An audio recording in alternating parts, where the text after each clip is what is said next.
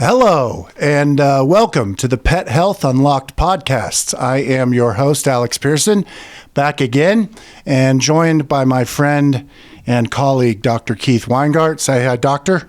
Hello, hello. There he goes.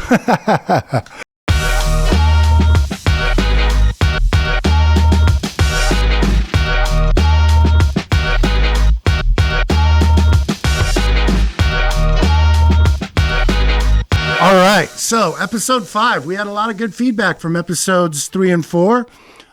Just wanted to report on the Elder Dog podcast that we had. A lot of good feedback and a lot of good questions from our customers, so we appreciate it.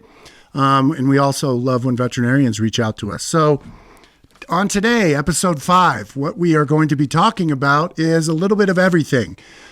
Keith and I were talking last week, and sometimes, a lot of the times, when you're in the industry that we are in, animal health, or you could even say human health, especially in supplements, a lot of the vocabulary and the vernacular that we use, we at times take for granted that we know, we assume that you know what we're talking about.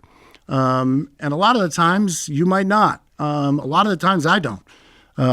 Dr. WEINGARDT is a very intelligent and educated veterinarian, and there are a lot of times he's talking and I have to stop him and say, will you go over that one more time?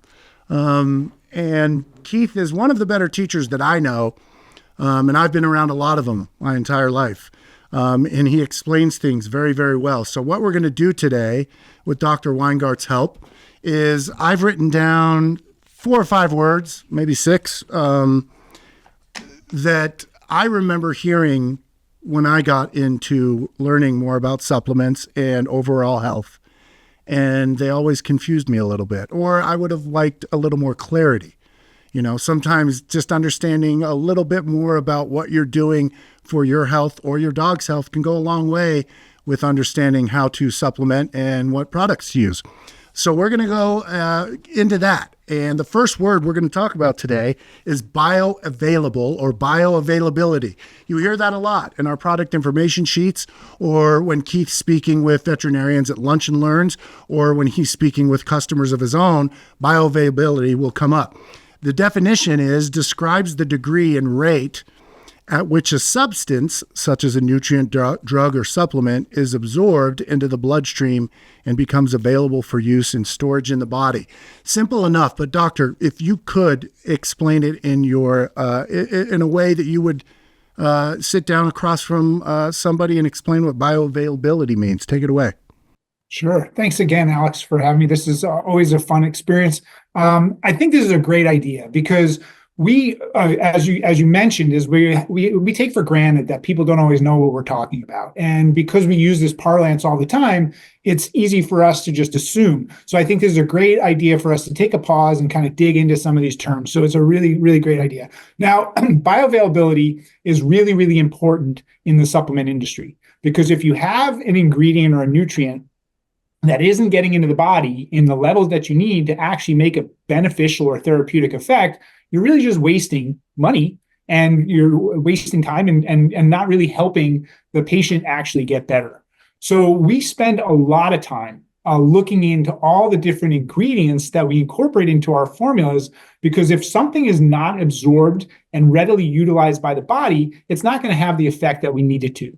And there's certain ingredients. I'm going to share a couple of examples that we really want to make sure are getting absorbed and utilized by the body in an efficient way, so we're actually able to have the therapeutic effect that these nutrients are going to provide. One great example is quercetin. Okay, quercetin, one of my favorites. It's a polyphenol flavonoid antioxidant.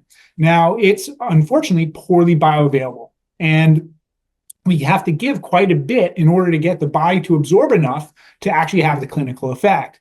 Now, we know quercetin has a lot of effects in modulating histamines. It's a very potent antioxidant, protects against oxidative stress. So it has a lot of really good uses in the body, and you'll find it in multiple different Thornvet formulas. But because it's not absorbed very well, we end up having to give a lot. So what we do, and I think we do this for a lot of our ingredients, is we try to find versions of that ingredient or nutrient that are going to be better absorbed by the body. So with quercetin, we use a form of it that actually has what's called a phytosome. Okay. And what we're doing is that ingredient is encapsulated with phospholipids, which is a type of a fat, almost sort of a better way to describe it is it surrounds that molecule of quercetin with something the body does recognize and is better able to absorb. So if we can trick the body by using ways for us to enhance the absorption of these specific ingredients, then they're going to have a better effect on the body. So you'll see some supplements out there, which for a pet, they may be using 200, 300 milligrams of quercetin to try and get enough into the body to do the work, whereas we can use 25, 50, 75 milligrams and have the same effect because with bioavailability studies where we actually look to see how these ingredients are being absorbed and utilized, we can actually have a 30 times greater, 29 to 30 times greater absorption of quercetin in the body if it's encapsulated with a phytosome to enhance its absorption. So essentially what we're talking about is how can we make sure that the ingredients that are in our formulas are getting into the body, absorbed and utilized in the most efficient and beneficial way. And 20 or 30 times. Yeah. I mean, you hear that number. I mean, and that's, and to your point, Keith, and if you could touch really quick on, we do focus on getting those ingredients and the science-backed research to understand and get those ingredients to the body. If you don't do that, Keith, what does the body do? Does the quercetin just go in and out and it doesn't serve any purpose? Well, I think it still may have some effect, but when we're really trying to move the needle in healthcare, we want to have enough of these compounds getting into the body to do what we want them to do. A great example, in addition to quercetin, is curcumin. Okay, we know curcumin comes from turmeric. Now, turmeric has lots of other curcuminoids and active constituents, but again, they're not super bioavailable. We don't necessarily absorb these curcuminoids in enough of a level to activate the pathways in the body that we're trying to help, whether it's inflammation, whether we're turning on longevity pathways, whatever it is. So we find and source our curcumin that's bound to a phytosome, similar to quercetin. So we're actually having 29, 30 times greater absorption of that molecule into the body. So we can get the benefit of that herb in a much more therapeutic way. Now, there is a benefit from the whole plant. There are other constituents that we're looking at too. So there's this entourage type of effect that comes with ingredients, and that's a little bit more complicated. But ultimately, we want to make sure that the ingredients that we're asking to do the work in the body are getting there in a form that the body can utilize in an efficient way to be therapeutic. And it also speaks to the importance of finding a company that does the things that we're talking about. I mean, it's very easy to cut corners, and my time in sales before Thorne Vet, one of the things about working with Thorne was back orders. But I hope as people listen to these podcasts, they can understand why. We are always looking for those better ingredients. As Dr. WEINGARDT said, you have to get quercetin and have that science so that it is effective in the healing process. And as you hear Keith talk about bioavailability, there's probably about 4 other words in there that you guys can always learn more about, and polyphenols and everything else. So awesome, Keith. Thank you. Next word we have is holistic and integrative. We hear that all the time. One of our philosophies is, integrative and holistic healing. It takes us back to our roots. I think over the last 5 years, especially, even 10, that things like gut health and supplements, integrative, holistic words like that are becoming more and more common. Holistic is an approach to health that considers the whole being, mind, body, and spirit, rather than focusing on only symptoms of a single part of the body. Integrative is a method of care that combines conventional Western medicine with a complementary or alternative therapies such as acupuncture, nutrition, herbal remedies, et cetera, et cetera. Keith is maybe one of the best people you could ever speak to about this. One, because he comes from a background of holistic and integrative healing spanning over 20 years. A lot of the times I think, Keith, when you hear these words, people think that all it is meditation and, maybe hippies running around the Pacific Northwest or whatever, those words conjure in people, but it is the opposite. It is mind, body, and spirit. If you can make yourself sick through stress and worry, you can certainly make yourself better. And we don't need to touch a lot on integrative and holistic, but Keith, if you could tell them about your journey, we spoke on this on the first podcast, but if you wanted to touch real quick on holistic and integrative, I'm sure people would love to hear it. And I think it's another great one that you brought up, Alex. It boils down to semantics, but it's also a philosophical approach to life in general, is because when we and this is kind of like distinct between we use terms. Okay, we have to use terms so we can better able to understand things. So there's a tendency in the veterinary community as we talk about conventional veterinary medicine. Okay, there's another term that you may hear is called allopathic. Okay, well, allopathic and conventional veterinary medicine are very much about the symptom that the pet is or the patient is having, and how do we treat that symptom. Okay, so for an example, when we have vomiting, the allopathic approach would be to give you a medication, an anti-nausea medication, to stop the vomiting. But in that process, we're not necessarily treating the underlying cause of the vomiting. We're just treating the symptom. Okay, now that's distinct from when you take a more of a holistic approach to medicine. We're looking at all of the things that are happening within the body, but also the body's environment of which it's existing, and how those influence why that symptom is there. So rather than just reducing it to treating a symptom, we're looking at the whole picture. As Alex mentioned, mind, body, spirit. But when looking at our dog or cat, we're looking at what's the environment that they're living in? Are they getting an adequate outlet for their activity? Are they eating a good diet? Are they having their mental health supported? Do they have an outlet for all their things that they need to have outlets for? So that's going to then be informing whether or not that patient is well or sick. And when we see a symptom, like if an animal is having digestive upset or vomiting, I may utilize herbs or homeopathic remedies or other modalities to address those symptoms, because that's why people are coming to see me. But I'm going to look deeper, and I'm going to look at what is the imbalance that pet is having that's creating a dynamic that the body has to have vomiting. Because if I only look at medicine as treating a symptom, I'm not respecting what the body's trying to tell me. The body, this is the other important principle, and I call it vitalism. Okay, and that is that we have a vital force that our body wants to be well. Okay, and in essence, when we go into a disease state, we need to actually support the body's natural healing mechanisms to encourage us to be, and our animals to be, healthy. If we just turn off a symptom, we haven't done anything to help support the body's ability to get better. And I think that's where the term integrative comes in, because integrative is actually blending all of it. Okay, we take the holistic paradigm is that the whole is greater than the sum of the parts, looking at all the pieces of the puzzle, but we're actually taking the benefits of conventional medicine and allopathic medicine and incorporating that into the protocol to potentially enhance our response to the care.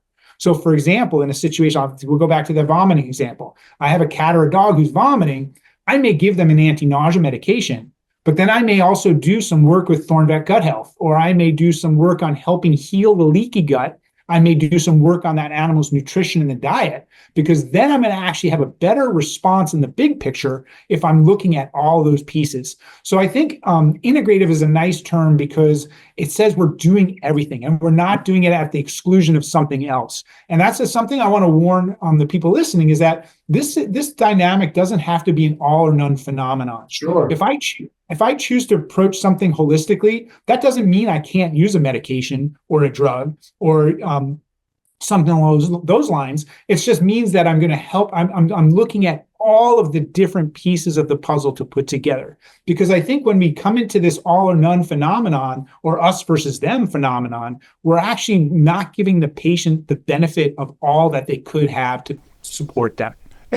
And I don't have much to add, and I think people listening can understand why Keith is so good at this. I mean, you could take that approach to everything in life, couldn't you, Dr. Weingart? I mean, not just your health. Absolutely. I mean, it's changed the way I live my life. Yeah, I mean, you don't ever want to show up to anything with blinders on.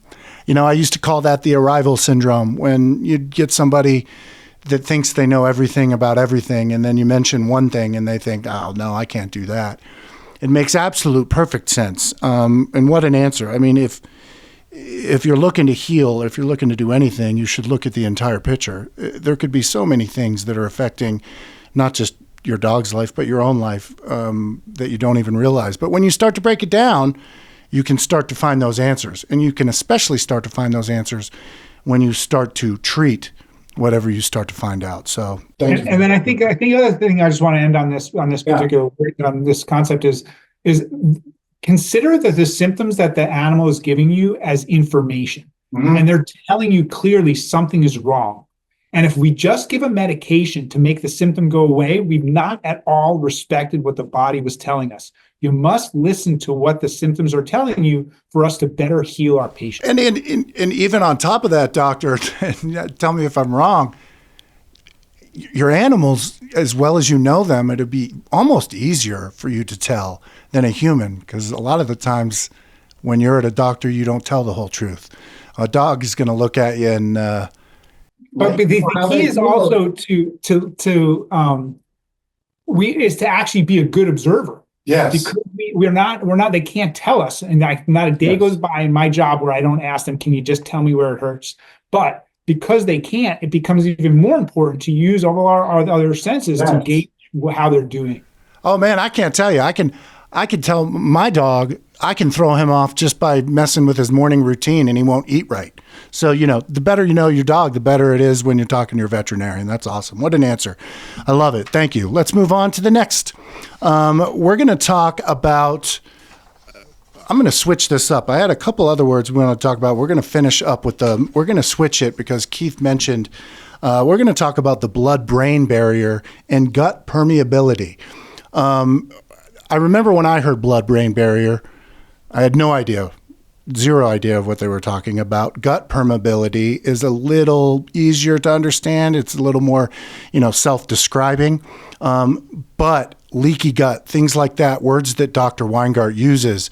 I'm going to define these real quick and then throw it to the doctor. Blood-brain barrier is like a security gate for your brain. Lets things in the brain needs, like oxygen, nutrients, while keeping out harmful stuff like toxins and germs. Gut permeability refers to how easily substances pass through the lining and intestines into the bloodstream. A healthy gut allows nutrients to pass while keeping out harmful things. If the gut becomes leaky, it can let unwanted particles into the body, potentially causing inflammation and other health issues. Doctor, I'll let you take this away, but it goes back to our original about bioavailability almost, and that barrier, the blood-brain barrier and your gut. I'll let you speak on this, doctor. Thank you, Alex. It's a great kind of next thing to think about, because bioavailability is, yes, okay, I have a nutrient or compound that I need to get in the body. Okay, look, it's bioavailable, or I've done something to make sure it's better absorbed and utilized. But if that gets absorbed and it's there, if it doesn't get to where you need it to go, it doesn't really matter. So perfect example is if I take some antioxidants and I'm like, okay, this is going to protect my brain, but those antioxidants don't happen to cross through that, what we call the blood-brain barrier, then you're not actually getting the things you need to the place where you need them to be. So we look at this really critically when we design things like the cognitive support formula, okay? Because we want to make sure those ingredients are getting to where they need to go. Perfect examples is like we chose antioxidants specifically that we knew strongly crossed the blood-brain barrier. Astaxanthin and alpha-lipoic acid are both very potent antioxidants. They're reducing oxidative stress, which we know is a big challenge for neurologic tissue. So we want to make sure that we're going to get those molecules in there that are going to best protect those organs from further damage. Now, if we choose, say, something that's not going to be bioavailable and not cross the blood-brain barrier, then it could be theoretically helpful. But if it's not getting to where it needs to work, we're not going to get that clinical response. So when we want to design our formulas so we know that they're going to get into the body, and then they're going to get to where they need to go. And along the whole gut health, leaky gut kind of phenomenon, I think we've touched on this before, but I think it's a really important concept because I think it's not really it made it enough into the mainstream literature or talking points for people to understand that this concept is likely at the root of a lot of challenges we see with our pets. So I think a lot of these symptoms that we have of allergies, like we talked about in one of our last podcasts, may actually be coming from leaky gut. So meaning which we normally have our intestinal epithelial cells are tightly adhered together. So they're going to keep things in the lumen of the intestine, like food particles and toxins and other antigens. But if that barrier becomes inflamed, then those cells are no longer tightly adhered. Then things that are in the intestine are now making their way into the bloodstream. And then that's actually triggering challenges in our immune system elsewhere, whether it can be in skin. In dogs, we see lots of ear infections, anal gland problems, chewing on the paws, that type of stuff. So we want to put a lot of effort towards making sure that we don't have a hyperpermeable gut. Okay, we want to have those tight junctions be sealed up and the reduction of inflammation. So that's kind of like, I think we've kind of spoken on it before, so I don't want to get too much into it, but that kind of covers a lot of that base. Yeah, and so leaky gut then, Keith, if you are dealing with that, if you take something and your gut is leaky, does it do what it sounds like? It just leaks out into the body, or does it just pass through that intestine? I mean, is it literally just fall out, leak out? Yeah, so I mean, I think it's we have a tendency to oversimplify things, and I think that's where it can get a little bit confusing as to how it's working or not. So it's not we like completely losing that barrier, because if that was the case, then we would have fecal contamination in our bloodstream and stuff like that. So I think there's degrees of what it allows into the bloodstream. Okay. So and that's why we want to work with all of our allergic patients, or if we have a patient who has gastrointestinal challenges, like a focus is getting the gut to heal and trying to create an environment that promotes continued ongoing health by making that bowel environment be healthy. And goes back to bioavailability, what we first spoke about. Awesome. Great answers. We're going to end with 2 more words. And these words, I believe that most people know, but I wanted Dr. WEINGARDT to touch on them just because, as you guys can tell, his answers are awesome. And 2 of them are amino acids and botanicals. We hear a lot about vitamins. I think we always hear about botanicals and amino acids. I'm going to read the botanical definition first. Botanicals are a natural substance that come from plants, herbs, roots, flowers, used to support health and wellness, and they've been used for centuries in traditional medicine. Simple enough. You could name everything from ashwagandha to, quercetin, all the different, I guess I'll let Keith speak on that. But the amino acids is what I always found interesting. Amino acids are tiny building blocks that make up proteins in the body. They help build muscles, repair tissue, support the immune system, and keep the body running smoothly. Some amino acids must come from food or supplements because our bodies cannot make them on its own. These are called essential amino acids. So Keith, if you wanted to touch on that, I find building blocks always fascinates me. I love hearing that word. If you don't have good building blocks, what are you doing? If you want to touch on botanicals and amino acids, and we'll wrap this up. Sure, I'm happy to. So let's we'll go after amino acids first here. So again, it's a really important concept because we think about nutrition and how our body utilizes ingredients that we're consuming and everything like that, and the importance of certain things. And I think that's where we can run into challenges in our physiology when we're not getting adequate amounts of the building blocks. And essential amino acids mean that we are not getting, your body can't produce those on their own. So you have to get them from their food or from a supplement. Now, essential amino acids can actually then provide a rate limiting step, meaning if you don't have that, there's going to be downstream consequences of not having an adequate amount of those particular building blocks. So our amino acids are put together to create peptides, which then create proteins. So proteins are kind of like the key that drives everything. So when our genes are turned on and our DNA goes to mRNA and becomes a protein, those proteins are then what becomes the keys to lots of our other gene pathways. So you can imagine if we don't have an important amino acid as a building block, we are then going to have challenges with all the other downstream effects that come from that. So this again goes back to making sure we have bioavailable tissue ready, meaning if I'm going to put something into a formula for ThornVet, I want to make sure that that ingredient is going to be necessary. It's going to get there. It's going to be providing a support and an important reason for being there. But then it's also going to actually have this effect of creating all these downstream positive benefits.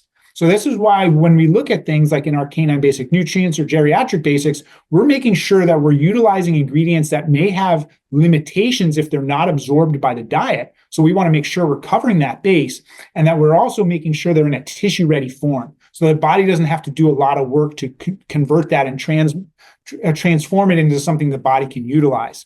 Okay. And then on the topic of botanicals, I mean, basically it boils down as we're talking about herbs. Okay. Herbal medicine is the same thing as botanical medicine. So it's just using plants as medicine. And we at ThornVet, and when I first started digging into these formulas over 20 years ago, one of the things I was so impressed with is how they were able to create an architecture of a formula that utilized very specific organ and tissue nutrients, like amino acids that could be benefiting that particular organ. And then we used antioxidants and other compounds which protect that organ system. But then it was all tied together by an herbal, okay, by a botanical, which was chosen as an important piece of the puzzle to tie it all together. Because what we see is that we have all these ingredients kind of that are appropriately chosen. There's this beautiful synergy of everything working together. And one of the things that always impressed me about ThornVet is that they chose these wonderful herbs that kind of had this ability to tie and bring all these pieces of the puzzle together to make the whole much greater than the sum of the parts. Yeah, I love it. I mean, awesome. Couldn't say it any better than that. I mean, yeah, it's like a symphony almost. And for those that are listening to Dr. WEINGARDT right now and learning, rest assured that we are out here working for you. And we love what we do. Some of my favorite calls are from Dr. WEINGARDT when he's out walking around and thinking about things in the woods, and calls me with ideas about what you just heard about taking a certain botanical and a certain amino acid and a certain, synergistic this and synergistic that. And then all of a sudden, Dr. WEINGARDT is weaving this product right in front of us and learning about everything we just spoke about: bioavailability, making sure it penetrates the blood-brain barrier, gut permeability, botanicals, herbs, all of that stuff. So we're really lucky to have Dr. WEINGARDT on our team. And again, as you listen to these things, don't feel like you need to understand every single thing, every single minute. I think the most important thing that you could take away from today's podcast is what Keith said about the integrative. Always trying to learn, always trying to encompass 100% of everything around you, not just one thing, when 8 things could be healing you. Is there anything else you wanted to add, Doctor, before we get out of here? No, I think that's kind of the gist of it. And I think it's, I guess the take home would be keep an open mind. Yeah. Always be open to learning. And, those who say it cannot be done shouldn't interrupt those doing it. Yeah. Yeah. And again, we're here for all our customers and all our veterinarians alike. When you do have questions, there are a lot of words out. I mean, we could sit here, Keith and I could sit here for 6 more hours and talk about, lots of fun stuff to talk about. Yeah, just synergistic and, polyphenol and, there are all kinds. But tell your friends about us, like us, and do all the things my 15-year-old says when I hear him up in the room. Like us on Instagram, subscribe on YouTube, send us any comments and questions that you do have. And we appreciate your loyalty, and pets are the best. Pets are the best. Thanks, all right. Alex.